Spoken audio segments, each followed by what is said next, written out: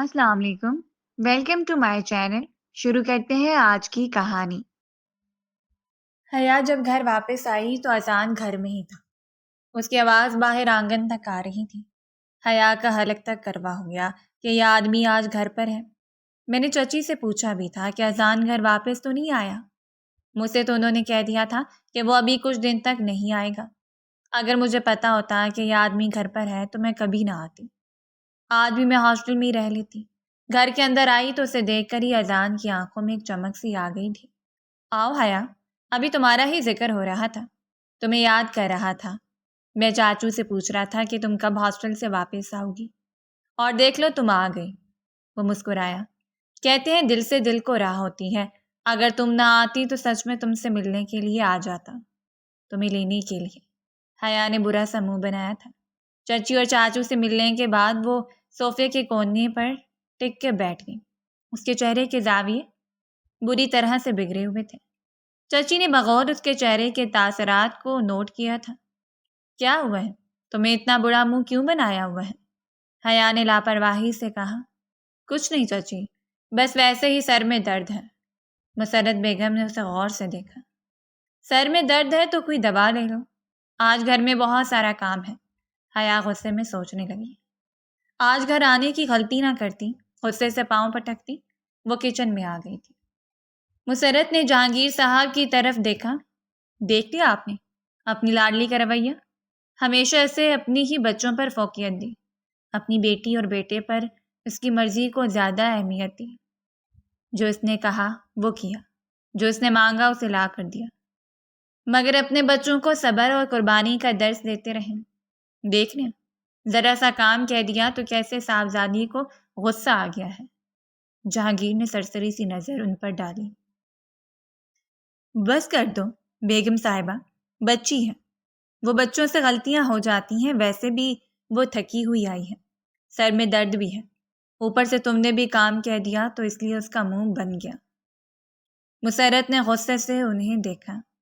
آپ تو کبھی بھی میری ہاں میں ہاں نہیں ملاتے۔ آپ نے تو قسم کھا رکھی ہے کہ ہمیشہ اپنی بھتیجے کی طرفداری کریں گے، اپنی بیوی اور بچوں کو نظر انداز کر دیں گے۔ ارے بیگم صاحبہ، کیوں اتنا بحث کیے جا رہی ہیں؟ آج تو آپ کو خوش ہونا چاہیے تھا، آج آپ کے میکے والے آ رہے ہیں۔ جہانگیر نے ان کا موڈ بحال کرنا چاہا، مگر انہیں اور بھی زیادہ غصہ آ گیا۔ اچھا، تو اب آپ مجھے اس بات پر طعنے دے رہے ہیں کہ ویسے تو میں غصے میں رہتی ہوں، مگر جب میکے والے آتے ہیں تو میں خوش ہو جاتی ہوں۔ اذان ہم دونوں کی بحث سے بدمزہ ہو گیا تھا۔ جب بھی گھر آتا ہوں آپ دونوں کی بحث شروع ہو جاتی ہے۔ سیدھی طرح کہہ دیا کریں کہ گھر نہ آیا کروں، تمہیں دیکھ کر ہمارا مزاج بدمزہ ہو جاتا ہے۔ اب مسرت سب کو چھوڑ کر اپنے بیٹے کی ناز برداری میں مصروف ہو گئی تھی۔ اتنے دنوں کے بعد وہ گھر آیا تھا، اگر ناراض ہو کر واپس چلا جاتا تو پھر وہ ان کے لاکھ منت کرنے پر بھی گھر واپس نہ آتا۔ حیا چیزوں کو یہاں وہاں پٹک رہی تھی۔ ایک تو اچھی کوکنگ آنا بھی مصیبت ہے، ہر کام آپ کے سر پر ڈال دیا جاتا ہے۔ چچی خود تو کسی کام کو ہاتھ نہیں لگاتی، سارا کام مجھ سے کرواتی ہیں، اور بہانہ یہ رکھا ہے کہ کل کو لوگ کیا کہیں گے کہ میں نے تمہیں سلیقہ نہیں سکھایا۔ کھانا پکانا تو ہر کسی کو آنا چاہیے، یہ ایک گن ہے جو ہر عورت میں موجود ہونا چاہیے۔ جیسے ہی وہ چولہا آن کر کے پیچھے ہٹی، وہ کسی سے زور سے ٹکراتے ٹکراتے بچی تو وہ پلٹ کر دیکھا تو اذان تھا، جو اپنی محبت بھری آنکھوں سے اسے دیکھ رہا تھا۔ کیسی ہو تم؟ اس نے اس کی تھوڑی کو ہاتھ سے چھو کر اس کا چہرہ اوپر کرتے ہوئے بولا تو حیا نے اس کا ہاتھ بری طرح جھٹک دیا۔ اذان تمہیں کتنی بار کہہ چکی ہوں کہ میرے قریب مت آیا کرو، مجھے چھونے کی کوشش مت کیا کرو، مجھے تم سے نفرت آتی ہے، تم سے گھن آتی ہے۔ اذان کے چہرے کا رنگ بدل گیا۔ دیکھو، وہ جو کچھ بھی ہوا وہ ماضی تھا، اس وقت میں بچہ تھا، مجھ سے غلطی ہو گئی، میں اپنے کیے کی معافی مانگتا ہوں۔ اس کی اس بات پر حیا چلا پڑی۔ تمہارے معافی مانگنے سے کیا میری وہ اذیت ختم ہو سکتی ہے جو میں نے جھی لی؟ وہ تکلیف مٹ سکتی ہے جو میں برداشت کرتی رہی؟ نہیں، کبھی نہیں۔ تم نے میرے ساتھ اچھا نہیں کیا، مجھے تم نے بہت تکلیف پہنچائی ہے۔ وہ وقت مجھے جب بھی یاد آتا ہے تو میرے خوف سے رونگٹے کھڑے ہو جاتے ہیں کہ تم نے مجھے کتنے دکھ دیے۔ میں درد کی وجہ سے پوری رات روتی رہتی تھی، کسی کو کچھ بتا بھی نہیں سکتی تھی۔ اپنے کمرے سے باہر نکلتے بھی خوف آتا تھا، پڑھائی میں دل نہیں لگتا تھا۔ کتنی مشکل سے میں اپنی پڑھائی کرتی رہی۔ تمہیں کچھ بھی نہیں پتا، تم کچھ بھی نہیں جانتے۔ اذان شرمندہ سا وہاں سے پلٹ کر واپس آ گیا تھا۔ یہ سچ تھا کہ اسے بچپن میں بہت غلطیاں ہو گئی تھیں۔ وہ حیا کو اکیلے دیکھ کر ہراساں کرتا تھا، اسے غلط طریقے سے چھوتا، غلط طریقے سے اپنے قریب کرتا۔ وہ بچی ہونے کی بنا پر ان سب باتوں کو نہیں سمجھتی تھی، مگر اتنا اسے اندازہ تھا کہ یہ سب غلط ہے۔ آج تک کبھی کسی نے اسے اس طریقے سے پیار نہیں کیا تھا جیسے اذان کرنا چاہتا تھا۔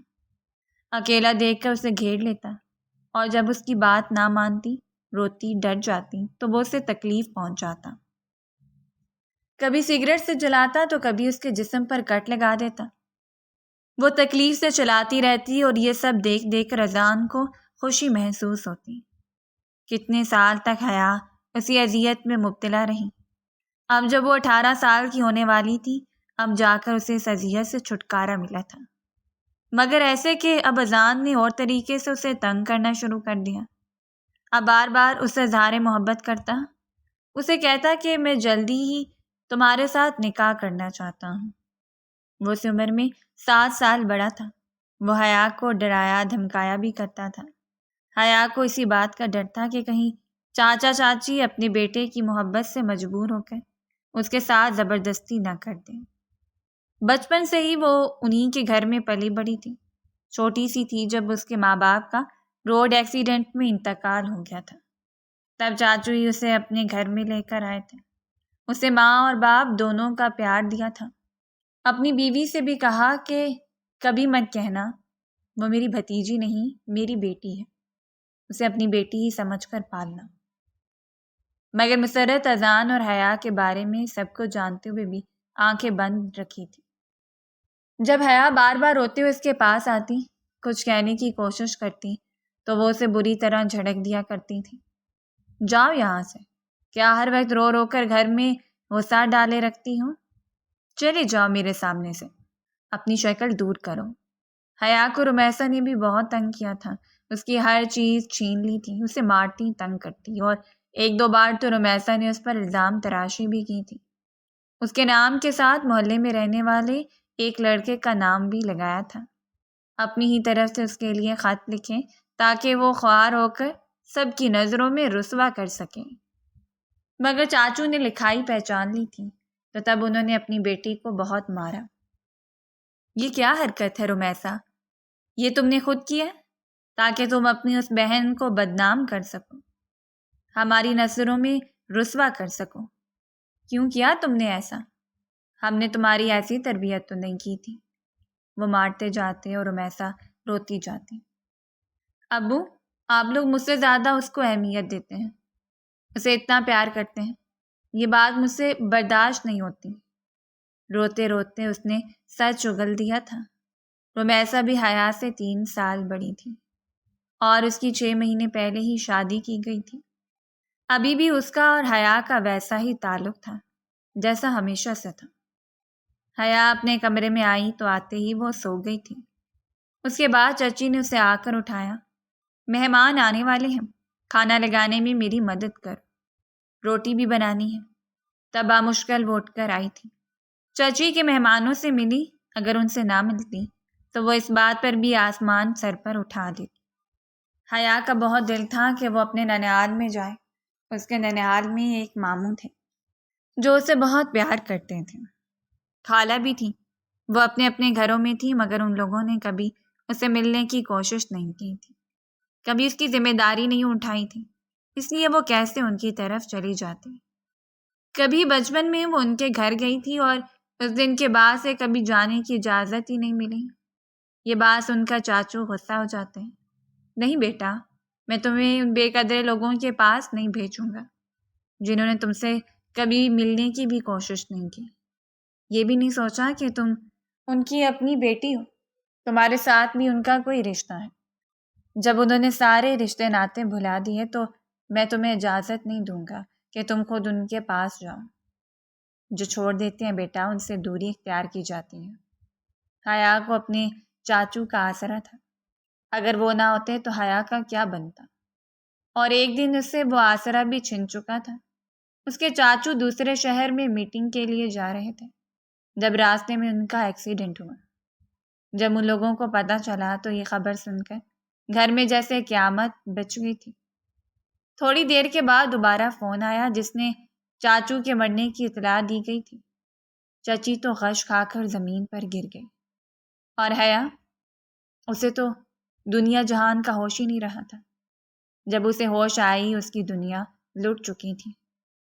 اسے جان سے پیارے چاچو اس دنیا سے چلے گئے تھے۔ وہ دھاڑے مار مار کر رونے لگی۔ اب میرا کون ہے اس دنیا میں اکیلی ہوں، میرا کوئی نہیں رہا۔ ایسے میں اذان اس کے پاس آیا۔ اس نے اپنے قریب کرتے ہوئے کہنے لگا، میں ہوں نا، میرے ہوتے ہوئے تمہیں کیسا ڈر؟ مت رو۔ حیا نے اسے دونوں ہاتھوں سے زور سے دھکا دیا تھا۔ پیچھے ہٹ جاؤ اذان، میں تمہاری شکل بھی نہیں دیکھنا چاہتی، خبردار اگر تم میرے قریب آئے۔ اذان آنکھوں میں چمک لیے اسے دیکھتا جا رہا تھا۔ حیا، تم شاید بھول رہی ہو کہ تم اب ہمارے رحم و کرم پر ہو۔ پہلے ابو زندہ تھے تو بات اور تھی، میں تمہارا رویہ بھی برداشت کرتا، مگر اب میں تمہاری کوئی بات برداشت نہیں کروں گا۔ آخر کیا کمی ہے مجھ میں جو تم انکار کر رہی ہو؟ میں پڑھا لکھا ہوں، اچھا کماتا ہوں، جتنی میری کمائی ہے خاندان میں کسی اور کی نہیں ہے۔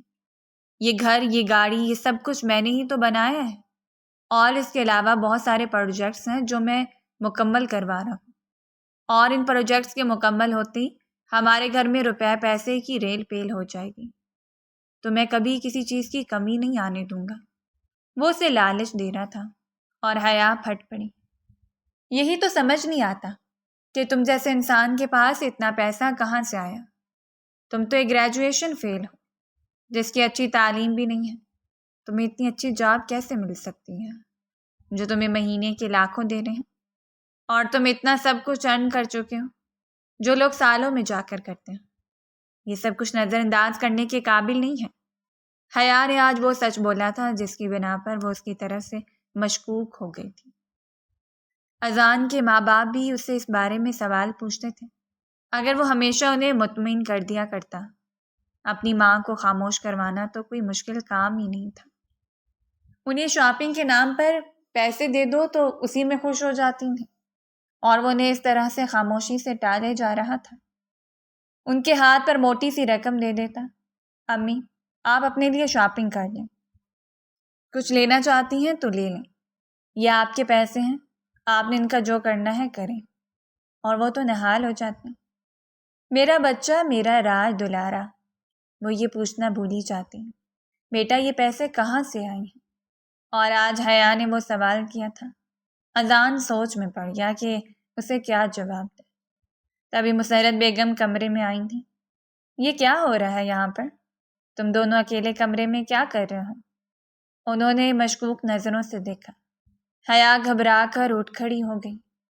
مجھے دکھانے کے لیے اٹھ کر کھڑی ہو گئی ہو، جبکہ میرے آنے سے پہلے تو میرے بیٹے کے ساتھ چپک کر بیٹھی ہوئی تھی۔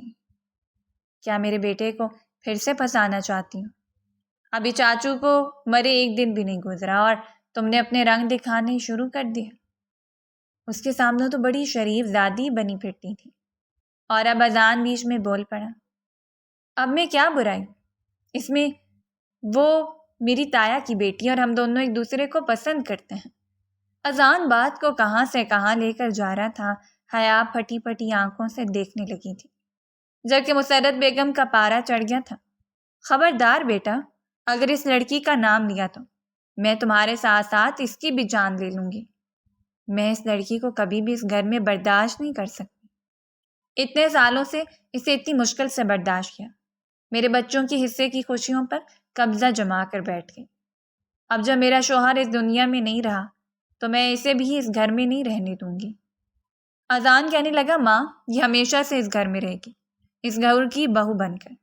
اب آپ میرے ساتھ چلیں، آپ کے ساتھ کچھ بات کرنی۔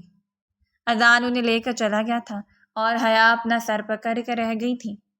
یہ کیا ہو رہا ہے میرے ساتھ؟ چاچو اس دنیا سے چلے گئے ہیں، مجھے ان لوگوں کے آسرے پر چھوڑ گئے ہیں۔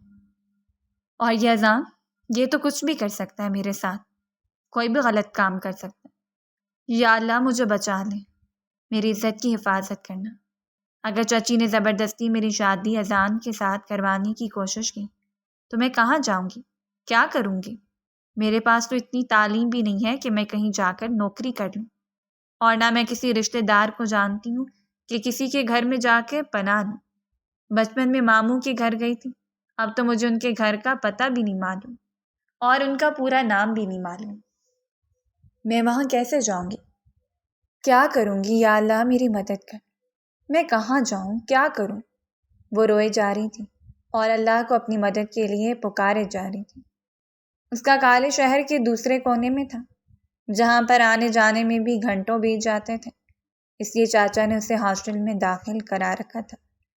مگر اب چچی نے کہہ دیا ہاسٹل سے جا کر اپنا سامان لے کر آؤ، اب تم وہاں نہیں رہو گی بلکہ گھر میں رہو گی۔ حیا تو اس نئے اعلان پر حیران رہ گئی۔ چچی، میں گھر سے کالج میں کیسے آیا جایا کروں گی؟ کالج بہت دور ہے، گھنٹے بیت جائیں گے مجھے آنے اور جانے میں، کیا کروں گی؟ اس کی روحانی انداز پر مسرت بیگم نے طنزیہ نظروں سے دیکھا تھا۔ کالج میں جانے کی ضرورت ہی کیا ہے؟ اب تم نے کیا کرنا ہے پڑھائی کر کے؟ جو کرنا چاہتی تھی وہ تو تم نے کر لیا۔ وہ نفرت سے بولیں تو حیا حیرت سے دیکھنے لگی۔ کیا مطلب چچی؟ آپ کی کوئی بات مجھے سمجھ نہیں آ رہی۔ زیادہ بھولی مت بنو بی بی، جیسے تم نے میرے بیٹے کو پھنسایا، تم جانتی نہیں ہو کیا تم سے شادی کرنے کے لیے اچھلا جا رہا ہے؟ بار بار ایک ہی بات کہے جا رہا ہے کہ نکاح کرے گا تم سے۔ اب وہ 1 ہفتے کے بعد آئے گا تم سے نکاح کرنے کے لیے، اس کے بعد وہی فیصلہ کرے گا کہ تم نے آگے پڑھنا ہے یا نہیں۔ میرے خیال میں تو اب تم نے پڑھ کے کیا کرنا ہے؟ اب تم جا کے کام کرو، کچن سنبھالو۔ میں نے تو ہمیشہ سے یہی سوچا تھا کہ بہو آئے گی تو میں آرام کروں گی، آج سے کچن تم ہی سنبھالو گی۔ جلدی سے اپنا جا کر سامان لے آؤ، جلدی واپس آ جانا، بہت سارے کام ہیں۔ حیا ان کے سامنے تن کر کھڑی ہو گئی تھی۔ میں آپ کی زرخرید غلام نہیں ہوں جو آپ اور آپ کا بیٹا مجھ پر حکم چلائیں گے، میری زندگی کا فیصلہ کریں گے۔ میں کبھی بھی اذان جیسے انسان کے ساتھ شادی نہیں کروں گی، خودکشی کرنا پسند کروں گی، میں جانا پسند کروں گی، مگر میں کبھی بھی اس کی زندگی میں شامل نہیں ہوں گی۔ وہ انتہائی گھٹیا ہے، وہ اس قابل ہے کہ میں اس کے ساتھ شادی کروں۔ مسرت بیگم نے ایک زوردار تھپڑ اس کے منہ پر مارا تھا۔ اس قابل تو تم نہیں ہو کہ تم کسی شریف آدمی کی بیوی بنو، نکلو یہاں سے، دفع ہو جاؤ میرے گھر سے، اپنا جو بھی سامان اٹھانا ہے اٹھاؤ، آج کے بعد میں تمہیں کبھی بھی اس گھر میں برداشت نہیں کروں گی۔ اور رہا سوال تمہارا، تو میرا بیٹا ہے، میں جانتی ہوں کبھی بھی میرے کہنے کے بغیر کوئی کام نہیں کرے گا، کبھی بھی وہ تمہیں اپنانے کے لیے تیار نہیں ہوگا۔ جب میں منع کر دوں گی تو میرا بیٹا تم سے دور ہونے پر تیار ہو جائے گا۔ مجھے آپ کے بیٹے میں کوئی دلچسپی نہیں ہے، میں بھی جا رہی ہوں یہاں سے۔ کہنے کو تو حیا نے کہہ دیا تھا مگر وہ بری طرح پریشان ہو گئی تھی۔ میں کہاں جاؤں، کیا کروں گی؟ اپنے کمرے میں آئی، اس کے پاس کچھ پیسے پڑے ہوئے تھے جو چاچو سے پاکٹ منی کے نام پر دیتے رہتے تھے، اور وہ پیسوں کو جمع کرتی رہتی تھی۔ ایک سونے کی چین اور ایک سونے کی انگوٹھی اس کے پاس پڑی تھی۔ ابھی ان کو بیچ کر میں اپنا نظام چلا لوں گی، ہاسٹل کا کرایہ دے دوں گی اور پھر ساتھ کوئی چھوٹی موٹی نوکری دیکھ لوں گی یا ٹیوشن پڑھا لوں گی۔ اب میں اس ہاسٹل میں بھی نہیں رہوں گی، ہاسٹل تبدیل کر لوں گی۔ اگر میں یہاں پر ہی رہی تو اذان مجھ تک پہنچ جائے گا، اور میں یہ نہیں چاہتی کہ اسے میرے بارے میں کچھ بھی پتہ چلے۔ میں اس کی پہنچ سے بہت دور نکل کر جانا چاہتی ہوں۔ وہ اپنے مستقبل کے بارے میں سوچتے ہوئے اپنے کپڑے، سونے کی چین اور پیسے رکھ کر گھر سے نکل کر باہر آ گئی تھی۔ اب میں کہاں جاؤں گی، کیا کروں گی؟ وہ خود کلامی کرتے ہوئے آگے بڑھتی جا رہی تھی۔ آج سے پہلے وہ کبھی بھی اکیلی گھر سے باہر نہیں آئی تھی، ہمیشہ چاچو ہی اسے ہاسٹل میں چھوڑنے کے لیے جاتے تھے۔ کالج ہاسٹل کے قریب بھی تھا، وہاں سے کسی سہیلی کے ساتھ چلی جاتی یا پھر رکشہ لے لیتی، مگر اب پہلی ہی بار وہ اکیلے سفر کر رہی تھی۔ اسے کچھ سمجھ نہیں آ رہا تھا کہ کہاں جانا ہے، کون سی گاڑی میں بیٹھنا ہے۔ پھر وہ اللہ کا نام لے کر ایک طرف چل پڑی تھی۔ گھر سے وہ دوپہر کو نکلی تھی اور اب شام ہونے والی تھی جب وہ اپنی ہاسٹل میں آئی۔ تبھی ایک طرف سے بائک بھاگتے ہوئے آئی اور اسے سنبھالنے کا موقع دیے بغیر اس کے ہاتھ سے بیگ لے کر وہ ہاتھ میں چلا گیا۔ وہ بائک کے پیچھے بھاگی۔ ارے رکو، چور ہے چور ہے، وہ میرا بیگ لے کر چلا گیا ہے۔ ارے کوئی اسے روکو، میرا بیگ مجھے واپس لے کر دو۔ میں کیا کروں گی؟ اسی بیگ میں پیسے تھے، اب میں کہاں جاؤں؟ وہ سڑک پر کھڑے ہو کر رو رہی تھی، چلا رہی تھی۔ آس پاس سے گزرنے والے راہگیر اس کو دیکھ رہے تھے۔ ایک دو اس کے پاس آ کر رکے۔ کیا ہوا ہے؟ کیوں رو رہی ہو؟ چوروں نے میرا بیگ چرا لیا، میں اکیلی ہوں، میرے سارے پیسے اسی بیگ میں تھے۔ ایک آدمی کہنے لگا، تو اب تمہارے پاس پیسے نہیں ہیں؟ نہیں، اور مجھے بھوک بھی لگی ہے۔ آدمی کہنے لگا، چلو ٹھیک ہے، میرے ساتھ آؤ، میں تمہیں کھانا بھی دے دوں گا اور پیسے بھی، بس تمہیں میرے ساتھ 1 گھنٹہ گزارنا ہوگا۔ اس کی بات سمجھ کر حیا کا چہرہ غصے سے تن گیا تھا۔ اس نے اس آدمی کو بہت گالیاں دی اور اسے بدماش کہہ کر وہاں سے نکال دی۔ کتنا گھٹیا آدمی تھا، بے غیرت لگتا تھا۔ اس کے گھر میں ماں بہن نہیں تھی جو ایک معصوم لڑکی کی مجبوری سے ناجائز فائدہ اٹھانے کی کوشش کر رہا تھا۔ ہاسٹل میں آئی تو چوکیدار نے اس کے کارڈ کے بارے میں پوچھا۔ کارڈ اسی بیگ میں ہے جو چور لے کر گئے ہیں۔ چوکیدار کہنے لگا، میں کیا کر سکتا ہوں؟ جب تک آپ کے پاس ID کارڈ نہ ہو میں آپ کو اندر نہیں لے کے جا سکتا۔ حیا کہنے لگی، ہاں وارڈن کو بلائیں، وہ مجھے اچھے سے جانتی ہیں۔ سوری میڈم، وارڈن بھی آج ہاسٹل میں نہیں ہے۔ وہ پریشان ہو گئی تھی۔ مگر میں کہاں جاؤں گی؟ آدھی رات ہے، میں پہلے ہی اتنی پریشان ہوں، میرے پاس پیسے بھی نہیں ہیں، میرا بیگ بھی وہ لے گئے ہیں، میں بھوکی بھی ہوں۔ آپ مجھے ہاسٹل میں جانے دیں، میں سچ بتا رہی ہوں، میں اسی ہاسٹل میں رہتی ہوں، چھٹیوں پر گھر گئی ہوئی تھی۔ مگر چوکیدار اس کی بات ماننے پر تیار ہی نہیں تھا۔ اچھا میری وارڈن سے بات کروا دیں۔ جب اس نے وارڈن سے بات کی تو کہنے لگی، بیٹا میں نہیں جانتی آپ کون ہیں، میں آپ کو پہچان نہیں پا رہی، میرے ہاسٹل میں تو بہت ساری لڑکیاں ہیں، اب میں ایک ایک کا نام تو یاد نہیں رکھ سکتی، اور ویسے بھی اس طرح فون کر کے کوئی بھی کہے گا کہ میں آپ کے ہاسٹل میں رہتی ہوں تو کیا میں اسے اندر بھیج دوں گی؟ ہرگز نہیں۔ جو رولز اور ریگولیشن سب کے لیے ہیں وہ آپ پر بھی اپلائی ہوں گے۔ آپ بھی ان اصولوں کے پاسداری کریں، کچھ امید ہے کہ آپ مکمل تعاون کریں گے۔ اس نے پوری بات سنے بغیر فون بند کر دیا۔ اب وہ سارے پر بیٹھ کر رونے لگی تھی۔ کیا کروں میں؟ کہاں جاؤں؟ میرا موبائل بھی میرے پاس نہیں ہے۔ یا اللہ، ایک وقت میں یہ ساری مشکلیں آنی تھی۔ جو وقت گزرتا جا رہا تھا اس کی جان گویا حلق میں اٹکتی جا رہی تھی۔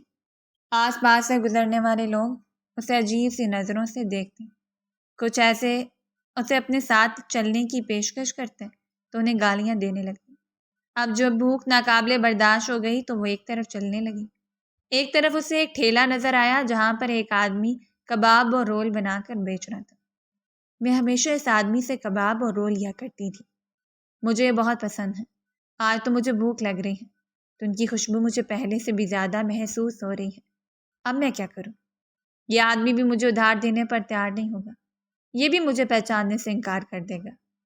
پیسے نہیں ہیں، کھانا کیسے کھاؤں؟ ایک کام کرتی ہوں، اسے باتوں میں لگاتی ہوں اور یہ چرا لیتی ہوں۔ اس نے ایسا ہی کیا تھا۔ وہ اس کے پاس جا کر کھڑی ہو گئی تھی۔ بہت سارے گاہک تھے جن میں بوڑھے لوگ بھی تھے، بچے بھی، جوان بھی۔ وہ ایک ایک کو ان کے سامان پکڑا رہا تھا۔ تب بھی جب اس نے ایک بوڑھے کو شاپر پکڑایا تو حیا جلدی سے وہ شاپر لے کر بھاگی، مگر کبھی اسے کچھ لڑکوں نے پکڑ لی۔ ارے چور ہے یہ لڑکی، چوری کر کے یہاں سے بھاگ رہی ہے۔ اس وقت وہاں پر پولیس کی گاڑی آ گئی تھی۔ وہ حیا کے پاس آ کے کھڑے ہو گئے۔ کیا ہو رہا ہے؟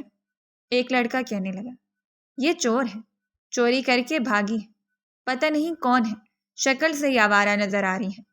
اس لڑکے کی بات پر پولیس والے بھی اسے غور سے دیکھنے لگے تھے۔ نہیں، یہ جھوٹ بول رہا ہے، میں چور نہیں ہوں، حیا چلا رہی تھی۔ وہاں موجود سبھی لوگ کہنے لگے، ارے ہمارے سامنے ابھی تم یہ سامان لے کر یہاں سے بھاگی ہو اور ہمارے سامنے مکر رہی ہو۔ ہم سب چشم دید گواہ ہیں، ہم سب نے تمہیں اپنی آنکھوں سے دیکھا ہے۔ آپ اسے لے کر جائیں۔ ایسے لوگ ہوتے ہیں جو شکل سے معصوم نظر آتے ہیں مگر بڑی بڑی وارداتیں کر جاتے ہیں، اور آپ جیسے پولیس والے ان کو چھوڑ دیتے ہیں۔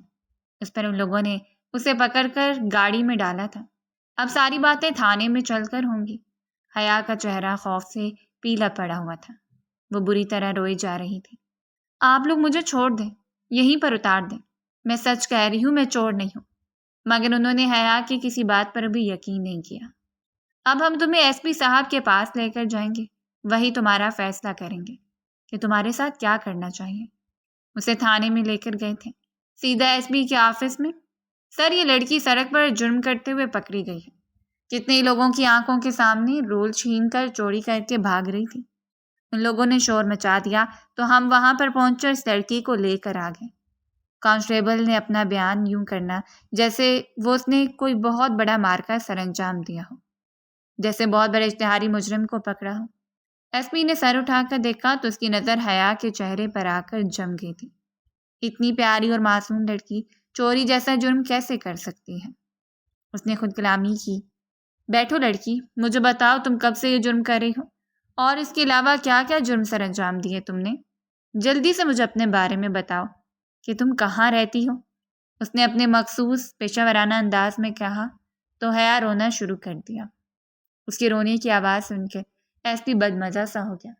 اسے لڑکیوں کے رونے سے ہمیشہ الجھن ہوتی تھی، اور ایسی لڑکیاں جو شکل سے تو بہت معصوم نظر آتی ہیں مگر اندر سے جب وہ انتہائی غلیظ ہوتی تھیں، اور جب وہ جرم کرتے ہوئے پکڑی جاتی ہیں اور غلطی ماننے کی بجائے رونا دھونا مچا دیتی، تو تب ایس پی کو بہت غصہ آتا تھا۔ اس نے حیا کو بھی ایسی ہی لڑکی سمجھا تھا جو شاید عادی مجرم تھی۔ حیا کہنے لگی، میں قسم کھا کر کہہ رہی ہوں، میں نے کوئی جرم نہیں کیا، کوئی گناہ نہیں کیا، اور میں نے کبھی کسی کے ساتھ کچھ بھی غلط نہیں کیا۔ ایس پی نے بغور اسے دیکھا تھا۔ تو تم نے ایسا کیا کیا تھا کہ سب لوگوں نے تمہیں دیکھ کر چور چور کا شور مچا دیا اور پولیس والوں نے پکڑ کے یہاں پر لائے؟ کچھ تو کیا ہوگا نا تم نے۔ حیا روتے ہوئے کہنے لگی، میں اصل میں بھوکی تھی، صبح سے کچھ کھایا نہیں تھا۔ میرا سامان بھی چور لے کر چلے گئے۔ میرے پاس میرا بیگ، پیسے، موبائل کچھ بھی نہیں تھا کہ میں کسی سے مدد لے سکتی۔ ہاسٹل میں بھی چوکیدار نے مجھے اندر نہیں جانے دیا کہ جب تک میں اسے کارڈ نہیں دیتی وہ مجھے اندر نہیں جانے دے گا۔ اب اگر آپ کو میری بات پر یقین نہیں ہے تو ابھی آپ میرے ساتھ چل کر چوکیدار سے پوچھ سکتے ہیں کہ میں نے اس کی کتنی منت کی مجھے ہاسٹل میں جانے دو، مگر اس نے نہیں جانے دیا۔ وہ آنسو پوچھتے ہوئے مسلسل بولے جا رہی تھی۔ ایس پی نے بغور اس کو دیکھا۔ یہ لڑکی جھوٹی نہیں ہے، معصوم بھی ہے، یہ مجرم نہیں ہو سکتی۔ مجھے یہ بتاؤ کہ تم اتنی رات کو باہر کیا کر رہی ہو؟ حیا نے اب ساری باتیں اسے بتائیں کہ کس طرح چچی نے گھر سے باہر نکال دیا اور کیسے وہ یہاں تک پہنچی۔ ایس پی غور سے اسے دیکھ رہا تھا۔ اب مجھے اپنے گھر کا ایڈریس بتاؤ تاکہ مجھے پتہ چلے کہ تم سچ کہہ رہی ہو۔ جب حیا نے اسے اپنا ایڈریس بتایا تو وہ چونک گیا۔ تمہارے گھر میں کون کون ہے؟ حیا نے اسے چچی اور اذان سے متعارف کرایا اور بتایا کہ چاچو کا کچھ دن پہلے انتقال ہو گیا۔ چاچو کے بعد ہی تو میرے لیے اس گھر کی زمین تنگ ہو گئی اور وہ لوگ میرے ساتھ ظلم کرنے لگے۔ میں وہاں سے نکل کر آ گئی۔ چچی تو زبردستی میری شادی اذان کے ساتھ کروانے والی تھی۔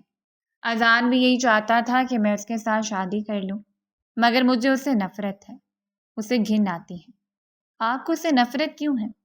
ایس پی نے پوچھا۔ کیونکہ اس نے مجھے ہمیشہ بہت تکلیف دی، بچپن سے ہی مجھے ہراساں کرتا آیا، اور اب مجھے لگتا ہے کہ وہ حرام طریقے سے پیسہ کماتا ہے۔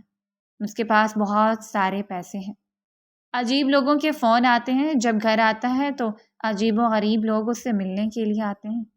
اسے کوئی کچھ بھی نہیں کہتا، نہ اسے کوئی پوچھتا ہے۔ حیا کی ساری باتیں ایس پی کے لیے انکشاف ثابت ہو رہی تھی۔ اس کا ذہن تیزی سے کچھ سوچ رہا تھا۔ میں اس روڈ کا تھا، آپ ایک کام کریں، آپ میرے ساتھ میرے گھر پر چلیں۔ حیا کہنے لگی، آپ مجھے جیل میں تو نہیں ڈال دیں گے؟ ایس پی نے اپنا سر پیٹ لیا۔ محترمہ، میں آپ کو اپنے ساتھ گھر چلنے کی آفر کر رہا ہوں، جیل میں بھیجنے کی بات نہیں کر رہا۔ اب آپ یقین رکھیں، آپ کی بے گناہی ثابت ہو چکی ہے۔ اب آپ کو کوئی کچھ بھی نہیں کہہ سکتا، نہ کوئی آپ کو جیل میں ڈال سکتا ہے، نہ آپ کو دوبارہ کوئی مجرم کہے گا۔ آپ میرے ساتھ میرے گھر چلیں۔ تو پھر آپ مجھے اپنے گھر کیوں لے کر جا رہے ہیں؟ حیا نے پوچھا۔ اس کی کسی طرح سے بھی تسلی نہیں ہو رہی تھی۔ یہ آپ کو میں گھر چل کر ہی بتاؤں گا۔ ویسے بھی آپ نے بتایا ہے کہ آپ بھوکی ہیں، صبح سے کچھ کھایا نہیں ہے۔ بھوکے کو کھانا کھلانا سب کو آپ کا کام ہے، بس میں ثواب ہی کمانا چاہتا ہوں۔ کھانے کے نام پر حیا جلدی سے اٹھ کھڑی ہوئی تو ایسمی نے بمشکل اپنی مسکراہٹ روکی تھی۔ یہ تو سچ میں بہت معصوم ہے۔ وہ اسے لے کر اپنے گھر آ گیا تھا۔ حیا اتنا بڑا گھر دیکھ کر حیران رہ گئی۔ یہ آپ کا گھر ہے؟ اس گھر میں تو بہت سارے لوگ رہتے ہوں گے، اتنا بڑا گھر ہے۔ ایس پی اس کی باتوں پر مسکرایا تھا۔ ضروری نہیں کہ اگر گھر بڑا ہو تو اس میں بہت سارے لوگ رہتے ہوں۔ اس گھر میں میرے علاوہ کوئی بھی نہیں رہتا۔ اتنے بڑے گھر میں آپ اکیلے رہتے ہیں؟ ہاں، اپنے ملازموں کے ساتھ، ایس پی نے سرسری جواب دیا۔ آپ کے ماں باپ، بہن بھائی؟ اس کے چہرے پر تاریک سا سایہ لہرایا۔ میرا اس دنیا میں کوئی بھی نہیں ہے۔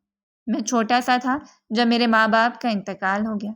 میرا کوئی بہن بھائی نہیں تھا۔ باقی کسی رشتہ دار نے مجھے اپنانے کی کوشش نہیں کی۔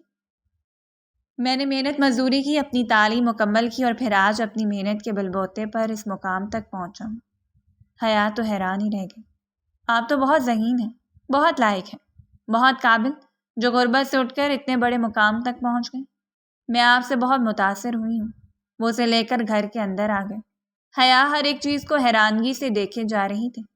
آپ کے گھر میں تو بہت قیمتی سامان ہے، جیسا کہ ٹی وی میں نظر آتا ہے۔ ایس پی کو اس کی باتوں پہ بہت ہنسی آ رہی تھی۔ بمشکل اس نے اپنی ہنسی کو روکا تھا۔ جمیلہ بیگم کھانا لگا دیں؟ وہ اسے لے کر کھانے کی میز پر آ گیا اور نوکرانی کو کھانا لگانے کی ہدایت دی۔ کھانا سامنے آتے ہی حیا تو بری طرح سے کھانے پر ٹوٹ پڑی تھی۔ ایس پی کھانا خود کم کھا رہا تھا اور حیا کو دیکھ رہا تھا۔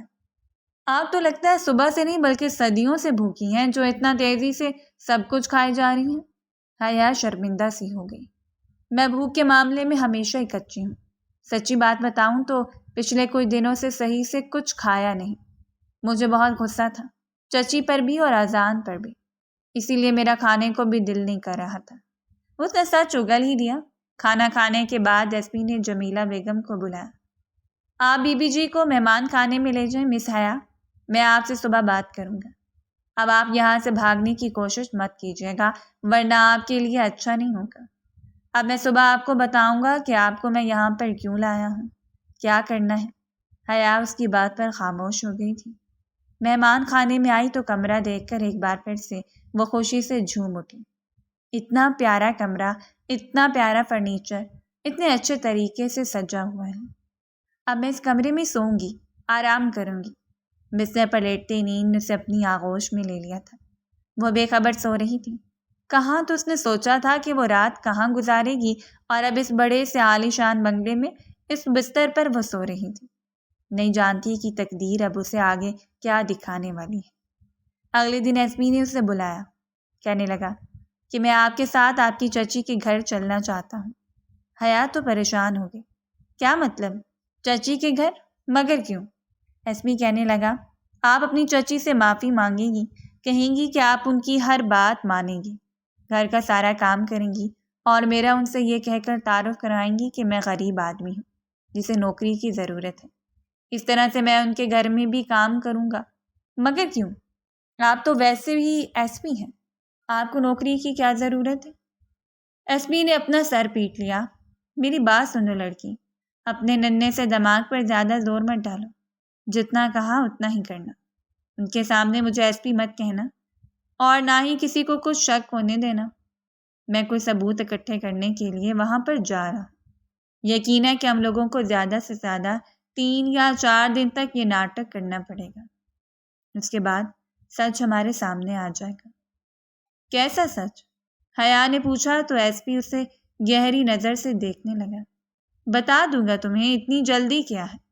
تھوڑی دیر کے بعد ایس پی نے اپنے ایک ملازم کو بلایا۔ میرے حساب سے پھٹے پرانے کپڑے لے کر میرے پاس آؤ، نکلی داڑھی اور مونچھوں کا بھی انتظام کرو۔ تھوڑی دیر میں اس کے پاس ساری چیزیں آ گئی تھیں۔ وہ کمرے میں گیا اور جب باہر آیا تو اسے دیکھ کر کوئی یقین سے نہیں کہہ سکتا تھا کہ وہی ایس پی ہے۔ اسے پھٹے پرانے کپڑوں میں اور اس داڑھی میں کوئی غریب معلوم ہو رہا تھا۔ چلو لڑکی، ہمیں ابھی سے اپنا کام شروع کرنا ہے۔ زیادہ دیر نہ گزر جائے، کیونکہ مجھے اطلاع ملی ہے کہ تمہارا کزن آج گھر آ چکا ہے۔ وہ دونوں گھر واپس آ گئے تھے۔ حیا کو دیکھتی کہ اس کی چچی کہنے لگی، تو پھر سے واپس آ گئی؟ تم تو بڑے ناز نخرے سے کہہ رہی تھی کہ تم یہ گھر چھوڑ کر جا رہی ہو۔ حیا نے اذان سے کہا، میں کہیں نہیں بھاگی تھی، چچی نے مجھے گھر سے باہر نکالا تھا۔ انہوں نے مجھے کہا کہ میں آپ سے شادی نہ کروں ورنہ یہ مجھے جان سے مار دیں گی، میں اس لیے چلی گئی تھی۔ ادا نے غصے سے اپنی ماں کی طرف دیکھا۔ آپ جانتی ہیں کہ میں اس لڑکی سے کتنی محبت کرتا ہوں، پھر بھی آپ نے اسے گھر سے نکال دیا کیوں؟ مسرت بیگم کا غصے سے برا حال ہو رہا تھا۔ لڑکی، تم بہت سازشی ہو، جھوٹی ہو۔ میرے بیٹے کو مجھ سے دور کرنے کا تم یہ سازش کر رہی ہو تاکہ میرا بیٹا تمہیں اپنا خیر خواہ سمجھے، مجھے گھر سے نکال دے۔ تو مجھے میری ہی بیٹی کی زندگی سے میرے گھر سے نکالنا چاہتی ہو؟ یہ میں کبھی نہیں ہونے دوں گی۔ وہ اسے مارنے کے لیے اس کے پاس آئیں تو اذان بیچ میں آ گیا۔ امی، آپ اسے کچھ نہیں کہیں گی، یہ میری ہونے والی بیوی ہے اور آپ کی بہو ہے۔ اسے جمعے کو میں اس کے ساتھ نکاح کر رہا ہوں، جو میں صرف 3 دن باقی ہیں۔ حیا، تم بالکل فکر مت کرو، اب امی تمہیں کچھ نہیں کہہ سکیں گی، بس اب تم سب کچھ بھول کر شادی کی تیاری کرو۔ اس نے نظر اٹھا کر ایس پی کو دیکھا، اور یہ آدمی کون ہے؟ حیا نے وہی کہانی سنائی جو ایس پی نے بولا تھا۔ جب میں یہاں سے نکلی تو چوروں نے میرا سامان لے لیا، تب اس آدمی نے میری مدد کی۔ یہ غریب آدمی ہے جن کے گھر میں کھانے کو بھی کچھ نہیں ہے، انہیں کام کی ضرورت ہے، نوکری کی، میں اس لیے یہاں پر لے کر آ گئی۔ اذان کہنے لگا، ہاں ہمیں ویسے بھی ملازم کی ضرورت ہے، آج سے تم کام نہیں کرو گی، سارا کام یہ آدمی کر لے گا۔ کیوں بھائی، کھانا بنانا آتا ہے؟ برتن دھونا، صفائی کرنا؟ ایس پی کہنے لگا، جی صاحب، میں سب کچھ جانتا ہوں، سب کچھ بہت اچھے سے کر لوں گا، بس آپ ایک بار مجھے موقع دیں۔ حیا تو حیرت سے اسے دیکھے جا رہی تھی، اتنا بڑا افسر، اسے یہ سب کرنے کی کیا ضرورت ہے؟ اب ایس پی گھر کے سارے کام بھی کرنے لگا، کھانا بھی بنانے لگا۔ حیا حیران تھی کہ اسے یہ سب کیسے آتا تھا، مگر پھر وہ یہ سوچ کر خاموش ہو گئی کہ اس نے تو بچپن سے محرومی دیکھی ہے، اکیلی زندگی گزاری ہے، تو ماں باپ کے بغیر یہ سب کچھ اس نے سیکھ لیا ہوگا۔ جس دن ان دونوں کا نکاح تھا، اس رات اذان ایس پی سے کہنے لگا، آج رات میرے کچھ خاص دوست آ رہے ہیں، ان کے لیے اچھے سے چائے پانی کا انتظام کرنا۔ وہ دوست بہت خاص ہیں، بہت دور سے آ رہے ہیں، اس لیے کسی قسم کی کوئی کمی نہیں ہونی چاہیے۔ ایس پی کی آنکھیں چمکنے لگی تھیں۔ صاحب جی، آپ بالکل فکر ہی مت کریں، بہت اچھا انتظام کروں گا، وہ معنی خیز لہجے سے بولا تھا۔ اس کے بعد کا مطلب اس کے علاوہ کوئی نہیں جانتا تھا۔ آدھی رات کا وقت تھا جب اذان کے دوست آ گئے تھے۔ ایس پی جاگ رہا تھا، اسے اپنے موبائل پر ایک کال ملائی تھی اور پھر چائے لے کر ان کے پاس آیا۔ چائے پیتے ہی ان لوگوں پر نیند طاری ہو گئی تھی۔ تھوڑی دیر میں وہاں پر پولیس پہنچ چکی تھی۔ ایس پی اب اپنے پرانے حلیے میں آ گیا تھا۔ میں نے ان لوگوں کے خلاف سارے ثبوت اکٹھے کر لیے ہیں، ان لوگوں کو بھی زندہ گرفتار کر لیا ہے۔ یہی وہ لوگ ہیں جن کو پولیس کو کتنے سالوں سے تلاش تھی، مگر یہ کبھی ہاتھ نہیں آئے۔ آج ان کی قسمت نے موقع دیا ان کو پکڑنے کا۔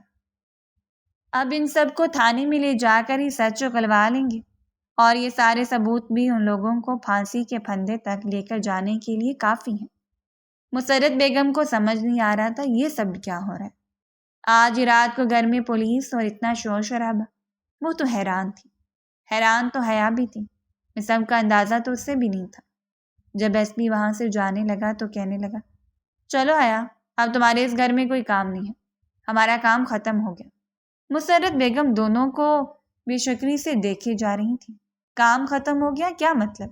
حیا نے پوچھا۔ ایس پی نے اس کا ہاتھ پکڑ لیا، کیونکہ اب تم میرے گھر جا رہی ہوں، میں تمہارے ساتھ نکاح کر رہا ہوں، تم سے شادی کرنے والا ہوں، اس لیے اب تمہارے اس گھر میں کوئی کام نہیں، ہم گھر جاتے ہی صبح ہوتے ہی نکاح کر لیں گے۔ حیا تو حیران تھی، کیا کہہ رہے ہیں آپ؟